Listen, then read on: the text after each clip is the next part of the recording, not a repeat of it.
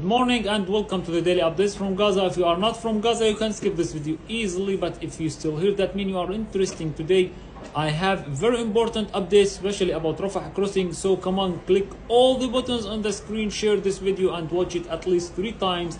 Let it goes viral. And for today's update, today for the second day in a row, the Israeli army continuing attacking Al-Tufah neighborhood in the eastern Gaza, injuring several residents after bombing a school that was sheltering displaced people and families inside the yellow line from the Palestinian Party. And this morning, a Palestinian citizen lost his life in that area. All of this happening without any response from any parties. Hamas has called the mediating and guaranteeing countries to stop Israeli violations, and meanwhile Gaza civilians remain the victims of everything is happening. And for the body that was handled to the Israeli side yesterday, the Israeli Prime Minister's office announced that it is not an Israeli captive's body. So we back to the number two dead bodies still for now in Gaza for the Israeli captives.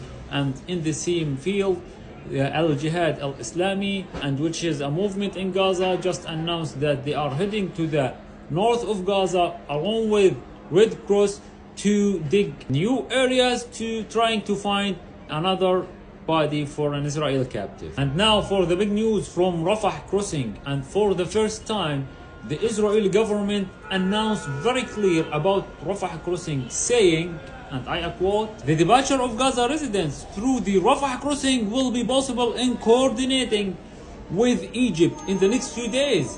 And this is a new development, guys. It's the first time that the Israeli government announced something very clear and direct about Rafah crossing and about allowing people to leave Gaza. But there is some questions, need some answers. Will that be possible? And under what cost? And did we have to pay for somebody to leave Gaza? And do we have to sign any paper if we leave, signing that we will never go back to Gaza?